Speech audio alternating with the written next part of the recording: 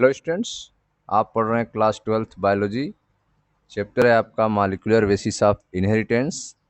आज की टॉपिक होगी आपकी ह्यूमन जीनोम प्रोजेक्ट के बारे में। ह्यूमन जीनोम प्रोजेक्ट के बारे में, जिसे हम शॉर्टकट में इसको हम HGP कहते हैं। ठीक है, तो आज हम लोग इसी के बारे में पढ़ेंगे, ह्यूमन जीनोम प्रोजेक्ट के बारे में। तो आइए स्टार्ट करते हैं HGP human genome project. In the preceding section, you have learned that it is the sequence of bases in DNA that determine the genetic information of given organism। ठीक है, तो पिछले जो प्रीसीडिंग सेक्शन से आपने पढ़ा, पिछले जो पार्ट पढ़े, उसमें आपने देखा कि डीएनए के जो बेस सीक्वेंस होते हैं वही किसी भी गिवन ऑर्गेनिज्म में जेनेटिक इंफॉर्मेशन को निर्धारित करते हैं। ठीक है, तो पिछले सेक्शन में आप पढ़ लिए हैं कि डीएनए में मिलने वाले जो बेस सीक्वेंस हैं वे किसी भी ऑर्गेनिज्म के जेनेटिक इंफॉर्मेशन का निर्धारण करते हैं। ठीक है, in the preceding section you have learn that it is the sequence of bases in DNA that determines the genetic information of given organism। ठीक है, तो किसी भी गिवन ऑर्गेनिज्म में जेनेटिक इंफॉर्मेशन को डीएनए पर स्थित बेस सीक्वेंस ही निर्धारित करते हैं। इन अदर वर्ड्स, ठीक है, इसको दूसरे अगर शब्द में कहा जाए, in other words, genetic makeup of an organism are an individual lies in DNA sequences. ठीक है, जेनेटिक मेकअप जो है किसी भी जीव की, जो जेनेटिक मेकअप है वह डीएनए में मिलने वाले सीक्वेंस से ही निर्धारित होते हैं। ठीक है, आप कह सकते हैं दूसरे शब्द में, in other word, genetic makeup, genetic makeup जो है, जेनेटिक व्यवस्था जो है, of an organism are an individual lie in the DNA sequence. तो किसी भी जीव, किसी भी ऑर्गेनिज्म की जेनेटिक मेकअप जो है वह उसके डीएनए में मिलने वाले सीक्वेंस से ही निर्धारित होती है।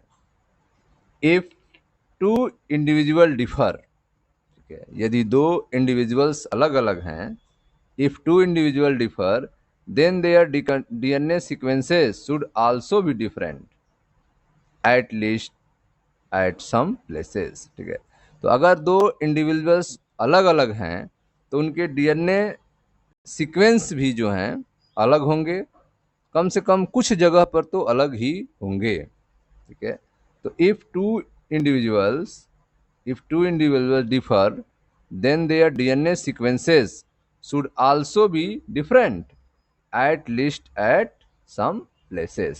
ठीक है, तो यदि दो अलग अलग इंडिविजुअल्स हैं तो उनमें मिलने वाले डीएनए सीक्वेंस जो हैं, ठीक है, कुछ जगहों पर अलग अलग होते हैं। ठीक है, कुछ जगहों पे क्या होंगे, डिफरेंट होंगे। These assumption led to the quest of finding out the complete DNA sequence of human genome। ठीक है, यह जो कल्पना है, ठीक है, यह जो असम्पशन है कि अगर दो अलग अलग इंडिविजुअल्स हैं तो उनके डीएनए जो हैं कुछ जगहों पर डिफरेंट होते हैं। दो अलग अलग इंडिविजुअल हैं तो उनके डीएनए सीक्वेंस कुछ जगहों पे डिफरेंट होते हैं। ये जो बातें हैं, जो कल्पनाएं हैं, यह ह्यूमन जीनोम में मिलने वाले कंप्लीट डीएनए सीक्वेंस के बारे में पता लगाने के लिए विवश करती है। ठीक है, तो these assumptions led to the quest of finding out the complete DNA sequence of human genome। ठीक है, ये जो assumptions आप देख रहे हैं कि दो इंडिविजुअल्स हैं, जो डीएनए उनका सीक्वेंस होता है वह कुछ जगहों पे डिफरेंट होता है, ये बातें जो हैं, ये जो कल्पनाएं हैं, यह ह्यूमन के डीएनए सीक्वेंस का, ह्यूमन जीनोम के डीएनए सीक्वेंस को पता लगाने के लिए विवश करती है। With the establishment of genetic engineering technique where it was possible to isolate the clone any piece of DNA।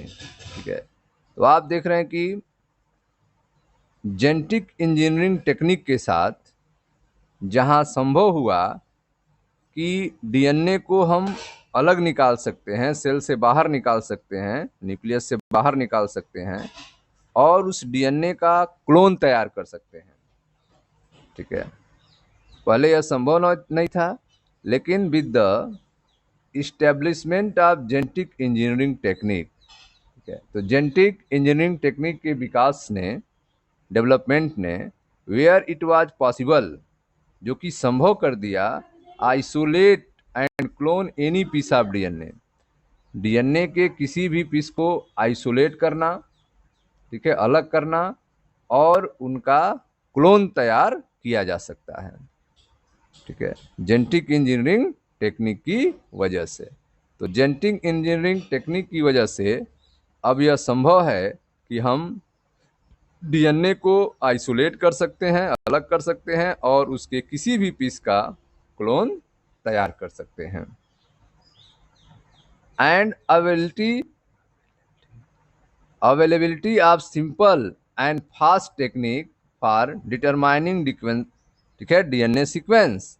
ठीक है, और अब जो है सिंपल और फास्ट टेक्निक है जिसकी मदद से हम डीएनए सीक्वेंस को निर्धारित कर सकते हैं।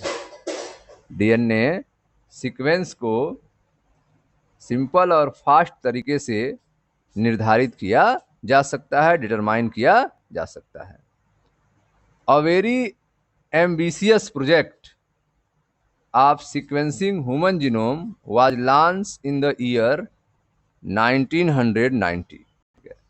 तो आप देख रहे हैं कि ह्यूमन जीनोम को सीक्वेंस करने के लिए, ह्यूमन जीनोम को सीक्वेंस करने के लिए एक महत्वपूर्ण योजना, एम्बिशियस प्रोजेक्ट को लॉन्च किया गया 1919 में। ठीक है, तो आप देख रहे हैं कि availability of simple and fast technique for determining DNA sequences. ठीक है, डीएनए के सीक्वेंस को निर्धारित करने के लिए सिंपल और फास्ट टेक्निक उपलब्ध हैं।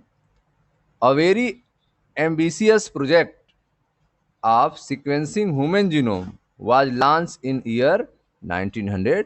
ठीक है, ह्यूमन जीनोम को सीक्वेंस करने के लिए एक बहुत ही महत्वपूर्ण योजना 1990 में लॉन्च की गई, शुरुआत की गई। ठीक है, तो आप पढ़ रहे हैं ह्यूमन जीनोम प्रोजेक्ट के बारे में, जिसमें आपने देखा कि डीएनए में मिलने वाले जो बेस के सीक्वेंस हैं उनसे किसी भी जीव के जेनेटिक इंफॉर्मेशन का निर्धारण किया जा सकता है, या फिर हम कहें कि किसी भी ऑर्गेनिज्म के, ठीक है, जो जेनेटिक अरेंजमेंट है उसके डीएनए में मिलने वाले अनुक्रम से हम निर्धारित कर सकते हैं।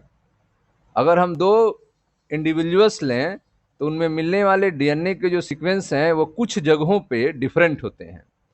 ये बातें जो हैं, ये कल्पनाएं जो हैं, ठीक है, यह ह्यूमन जीनोम में मिलने वाले कंप्लीट डीएनए सीक्वेंस के बारे में पता लगाने के लिए विवश करती है। ठीक है, जो जेनेटिक इंजीनियरिंग टेक्निक है, ठीक है, जेनेटिक इंजीनियरिंग टेक्निक के डेवलपमेंट से किसी भी डीएनए सेगमेंट को अलग किया जा सकता है और उसका क्लोन किया जा सकता है। डीएनए सीक्वेंस को शीघ्र, ठीक है, डीएनए सीक्वेंस को सिंपल और शीघ्र तरीके से जानने के लिए साधारण तकनीक का विकास भी 1919 में human genome project, human genome के सीक्वेंस को पता लगाने के लिए एक, ठीक है, एम्बिशियस प्रोजेक्ट को लॉन्च किया गया, जिसे हमें कहेंगे, क्या कहते हैं, ह्यूमन जीनोम प्रोजेक्ट के नाम से जानते हैं। Human genome project SGP was called a mega project. ठीक है, इसे क्या कहा जाता है, मेगा प्रोजेक्ट कहा जाता है। Human genome project SGP was called a mega project. ठीक, you can imagine the magnitude and requirement for project if we simply define the aim of project as follow. ठीक है, अब आप इमेजिन कर सकते हैं इस प्रोजेक्ट के रिक्वायरमेंट की, मैग्नीट्यूड की, ठीक है, और इसको सिंपल में इस प्रोजेक्ट के बारे में, इस प्रोजेक्ट का एम क्या है, लक्ष्य क्या है, उसको यहाँ पे दिया गया है. तो you can imagine an magnitude and the requirement for the project if we simply define the aim of project as follow. ठीक है, तो जो ह्यूमन जीनोम प्रोजेक्ट है, यदि हम इसके, ठीक है, एम के बारे में, इमेजिन के बारे में, इनके टारगेट के बारे में ध्यान दें, तो इसके विस्तार और आवश्यकताओं के बारे में हम कल्पना कर सकते हैं.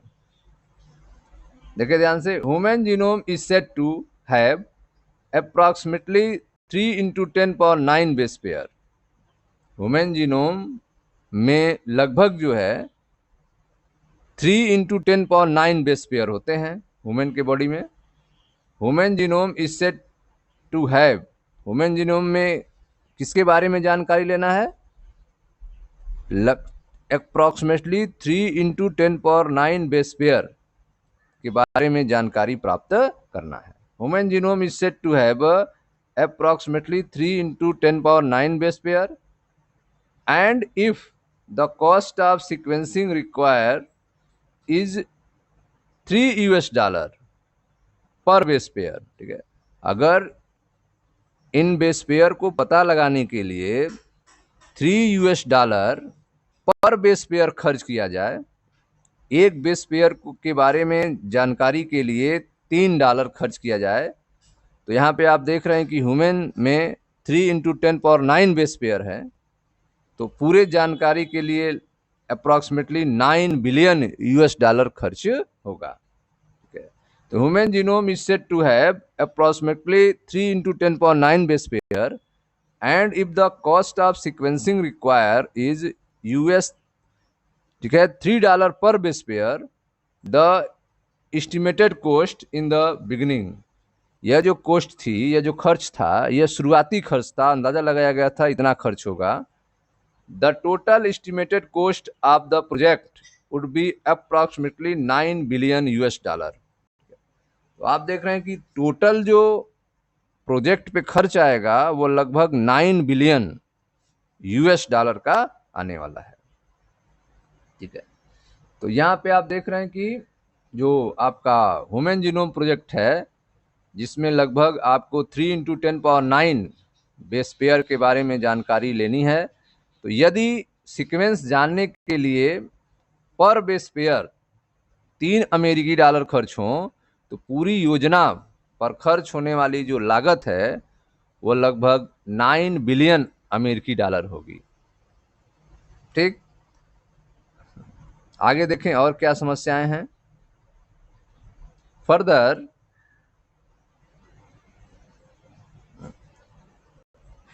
if the obtained sequences were to be stored, जो भी सूचनाएं मिल रही हैं उसको हमें स्टोर करना है. Further if the obtained sequences were to be stored in type from in books, ठीक है, जो भी सूचनाएं सीक्वेंस में मिल रही हैं उनको स्टोर करने के लिए हमें इसे बुक में टाइप करना होगा. And if each page of book contain 1000 letter, अगर बुक के एक पेज पे, बुक के प्रत्येक पेज पे 1000 लेटर लिखे जाएं, and each book contain 1000 pages, और प्रत्येक बुक में 1000 पेज हों और एक पेज पे 1000 लेटर लिखे जाएं, then 3300 such book would be required to store the information of DNA. तो इस तरह से 3300 बुक की जरूरत होगी डीएनए के इंफॉर्मेशन को स्टोर करने के लिए, रखने के लिए। Sequences from a single human cell, ठीक है। तो आप देख रहे हैं कि सिंगल ह्यूमन सेल के सीक्वेंस को, सिंगल सीक्वेंस को रखने के लिए 3300 बुक की जरूरत होगी, जिसमें एक एक बुक में 1000 पन्ने होंगे और एक एक पन्ने पर 1000 लेटर लिखे गए होंगे, ठीक है। तो यह आपने देखा कि जो प्रोजेक्ट है उस पर एक बेस पेयर को पता लगाने के लिए $3 खर्च हो रहे हैं, और इस तरह से जो अप्रॉक्सीमेट वैल्यू है वह $9 बिलियन है।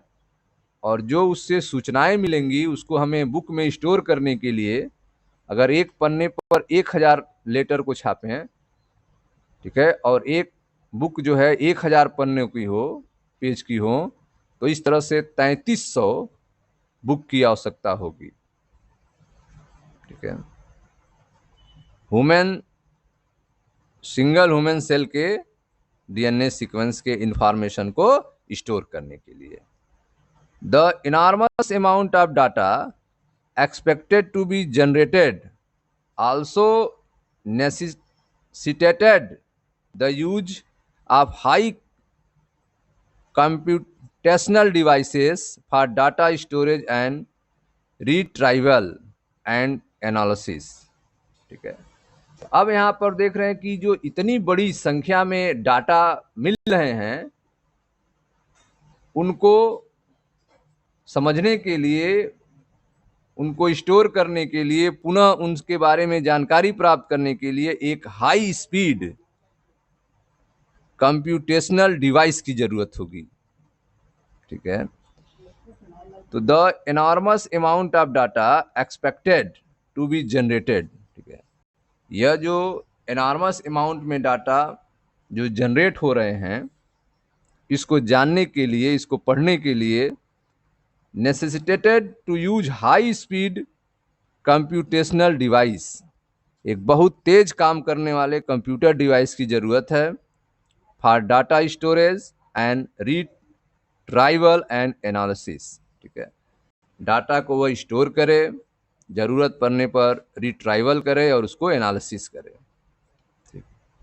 AGP was closely associated with the rapid development of a new area in biology called bioinformatics.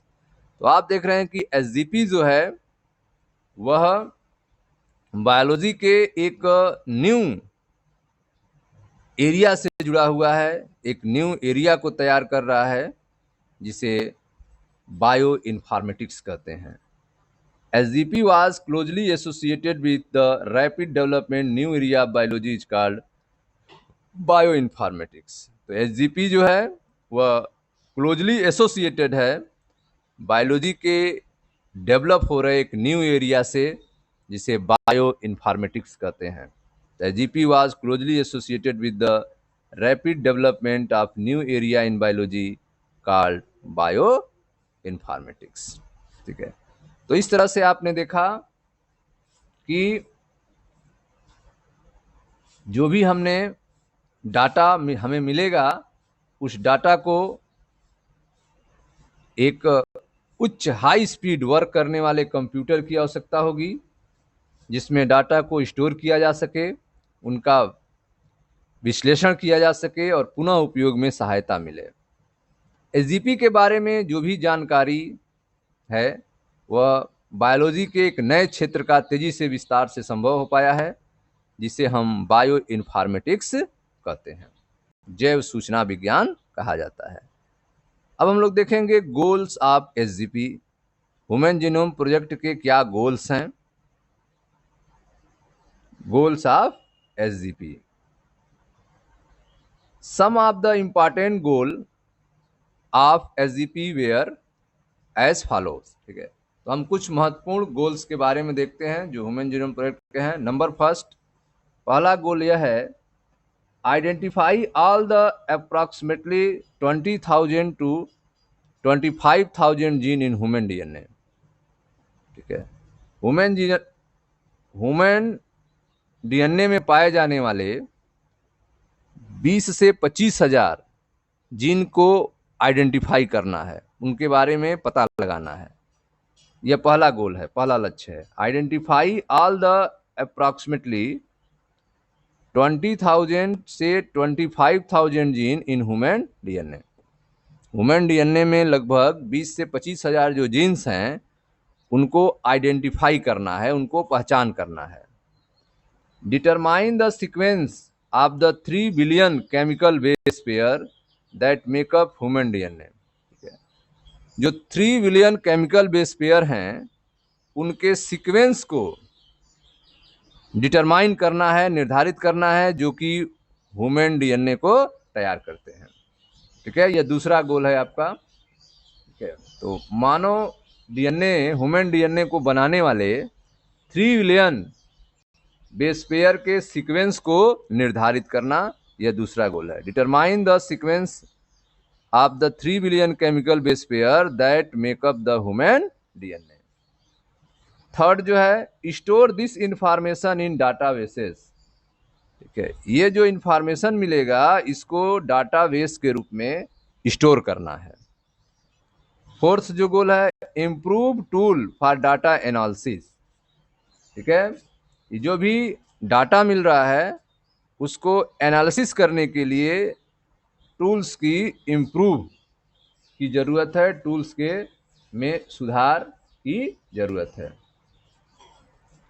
Next है आपका transfer related technology to other sector such as industries. तो आप देख रहे हैं कि transfer related technology to other sector such as industry. जो भी जानकारी मिलेगी टेक्नोलॉजी के माध्यम से उसको दूसरे सेक्टर में ट्रांसफ़र किया जा सके, जैसे कि इंडस्ट्री में। ठीक है, address the ethical, legal and social issue that में अराइज फ्रॉम द प्रोजेक्ट। इस प्रोजेक्ट से उठने वाले जो इथिकल, लीगल, सोशल इश्यूज हैं उनके बारे में एड्रेस करना, विचार करना। तो आपने देखा कि एसडीपी के क्या गोल्स हैं। तो फर्स्ट गोल आपने देखा कि identify all the approximately 20 to 25,000 gene in human DNA. लगभग 20 से 25,000 जो ह्यूमन डीएनए में जीन्स पाए जा रहे हैं उनको आइडेंटिफाई करना, उनके बारे में पता लगाना। दूसरा है determine the sequence of 3 billion chemical base pair that makeup human DNA. ठीक है, तो ह्यूमन डीएनए को बनाने वाले 3 बिलियन केमिकल बेस पेयर के सीक्वेंस को निर्धारित करना। Store this information in database. जो भी जानकारियां हैं उनको डाटाबेस के रूप में स्टोर करना, संरक्षित करना। Improve tool for data analysis. Data analysis के लिए, ठीक है, नई टूल्स में सुधार करना, जो भी टूल्स हैं उनको इम्प्रूव करना, सुधार करना। ठीक है, transfer related technology to other sector such as industry. ठीक है, ट्रांसफर रिलेटेड टेक्नोलॉजी डेवलप करना जिससे, ठीक है, दूसरे सेक्टर में इसको ट्रांसफ़र किया जा सके। Transfer related technology to other sector, जैसे कि इंडस्ट्री में। और लास्ट है आपका address the ethical, legal, social issue that में अराइज फ्रॉम द प्रोजेक्ट। ठीक है, इस प्रोजेक्ट के द्वारा उठने वाले जो नैतिक, कानूनी और सामाजिक मुद्दे हैं उनके बारे में विचार करना। ये थे आपके गोल्स ऑफ एसडीपी। देखें ध्यान से आगे। The Human genome Project was a 13-year project. Human genome project जो है यह 13 ईयर का प्रोजेक्ट था, 13 साल का प्रोजेक्ट था। The Human genome Project was a 13-year project coordinated by the US Department of Energy and the National Institute of Health। Human genome project 13 year की एक प्रोजेक्ट था जिसे यूएस डिपार्टमेंट ऑफ एनर्जी, ठीक है, and National Institute of health के द्वारा सहयोग प्राप्त था। तो आप देख रहे हैं कि ह्यूमन जीनोम प्रोजेक्ट जो है 13 साल का प्रोजेक्ट था, जिसे अमेरिका ऊर्जा विभाग और राष्ट्रीय स्वास्थ्य संस्थान के द्वारा सहयोग प्राप्त था। The Human genome Project was 13-year project coordinated by the US Department of Energy and National Institute of Health. ठीक, during the early year of SGP the Wellcome Trust UK become a major partner. तो आप देख रहे हैं कि जब SGP की शुरुआत हुई, during the early year of SGP the Wellcome Trust UK का जो वेलकम ट्रस्ट था वह मेजर पार्टनर था, बिकम ए मेजर पार्टनर। ठीक है, तो जब इस प्रोजेक्ट स्टार्ट हुआ उसके प्रारंभिक वर्षों में यूके का वेलकम ट्रस्ट जो है कि एसजीपी में भागीदारी जो थी वह सबसे ज़्यादा थी। बाद में जो है additional contributions come from Japan, France, Germany, China and other. बाद में जो है इसमें कंट्रीब्यूशन मिला, लोगों का सहयोग मिला, जो कि जापान से था, फ्रांस से था, जर्मनी से था, चाइना एंड अदर्स। तो बाद में जापान, फ्रांस, जर्मनी, चीन और अन्य देशों द्वारा सहयोग प्रदान किया गया, लेकिन प्रारंभ के वर्ष में, अर्ली ईयर्स में, जो वेलकम ट्रस्ट था यूके का, उसकी मेजर पार्टनर था वो। The project was complete in 2003। यह जो प्रोजेक्ट है वह 2003 में कंप्लीटेड हो गया। ह्यूमन जीनोम प्रोजेक्ट 2003 में पूरा हो गया। Knowledge about the effect of DNA variations among individual can lead to revolutionary new way to diagnose, treat, and someday prevent the thousands of disorders that affect human beings। ठीक है, तो अब आप देख रहे हैं कि जो ह्यूमन प्रोजेक्ट कंप्लीट हुआ 2003 में, तो इससे किस बारे में हमें नॉलेज मिला? Knowledge about the effect of DNA variation among individual. क्या डिफरेंट इंडिविजुअल्स में मिलने वाले डीएनए की विभिन्नता, डिफरेंस के बारे में जानकारी प्राप्त हुई, जिससे ह्यूमन में मिलने वाले अनियमितताओं के बारे में, उनको पहचानने के बारे में, ठीक है, उनको उपचार करने और उनको रोकने में काफ़ी सहायता मिली। Knowledge about the effect DNA variation among individual, दो लोगों के बीच में डीएनए का वेरिएशन क्या है, can lead to revolutionary new way. ठीक है, और यह जो है एक रिवोल्यूशनरी, एक नए तरीके इजाद किए, एक नया तरीका उत्पन्न हुआ डायग्नोज करने का, पहचानने का, ट्रीट करने का, इलाज करने का। Some day prevent the thousands of disorder. ठीक है, थाउजेंड्स ऑफ डिसऑर्डर को रोकने में भी मदद मिली ह्यूमन बीइंग्स में। ठीक है, तो आप देख रहे हैं कि ह्यूमन बीइंग में, मनुष्य में, लोगों के बीच में डीएनए की डिफरेंट के बारे में जानकारी मिली, नए तरीकों से समझने के बारे में, उनको उपचार करने के बारे में, और कुछ हद तक रोकने में भी जो है जानकारी मिली, सहायता मिली। Besides providing clue to understanding human biology. ठीक है, इससे जो है ह्यूमन बायोलॉजी को समझने में एक क्लू मिला। Beside providing clue to understanding human biology, learning about non human organism, DNA sequences can lead to an understanding their natural capability that can be applied towards solving challenges in healthcare, agriculture, energy production, environmental remediation. ठीक है, तो आप देख रहे हैं कि besides providing clue to understanding human biology, इससे जो है ह्यूमन बायोलॉजी को समझने में हमें क्लू प्राप्त हुआ।